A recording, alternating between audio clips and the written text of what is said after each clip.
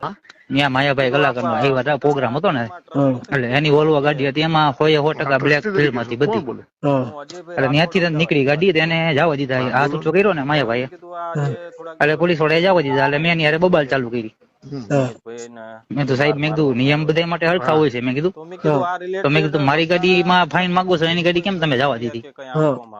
તો મને કે તમને તકલીફ પડશે, ઈ કે પોલીસ સ્ટેશન બાયુ દીકરા હારે છે બધા, તમારા લેડીઝ વાઈ રહ્યા, તમને પોલીસ સ્ટેશન લઈ જાવ, તમને તકલીફ પડશે. એટલે મેં કઈ વાંધો નહીં, કાલ હું મેહુલ સર ને મેં કીધું ફોન કરીશ. એટલે તમારું નામ દીધું ને, એટલે એને થોડી ગોળી થઈ કે અડી જાય, મેહુલ સર ને ફોન કરશે ને, બરોબર. એટલે મને કે તો ના જવા દઈએ, કે ખોટી બબાલ નથી કરવી.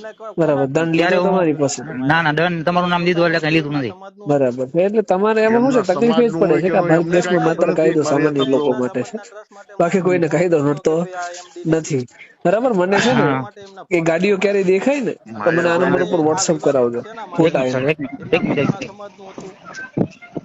એવું થયું, મારા વાઈફ નીચે ઉતર્યા ને, પછી એને વાત કરી તો અમારા વાઈફ સામે જેમ ફાવે એમ બોલવા મળ્યા, બરોબર.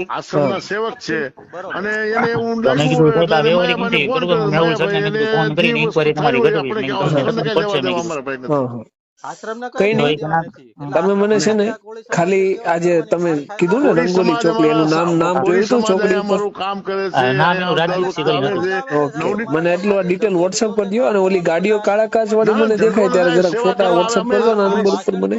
ભવિષ્યમાં કઈ નહીં, તમે સર્ચ વર્ચ પર કરજો અને એની ગાડીઓ મળે તો મને વોટ્સઅપ કરો આ નંબર ઉપર. વાંધો નહીં. ચાલો, મળી જાય તો મને મોકલી દેજો, નંબર પ્લેટ સાથે મોકલી દો અહીંયા. બરોબર, હું ફાઇન ભરવા તૈયાર છું. એટલે ફાઇન આપણને લાગે એમ બધાને લાગે, સામાન્ય વ્યક્તિ હોય કે મોટા મોટા ગરીબ હોય કે ભારતના નાગરિક છે, તમને એક સરખો દંડ લાગે. મને જરીક વોટ્સઅપ કરી દો એટલે આપણે જોડાઈ લઈએ. બરાબર.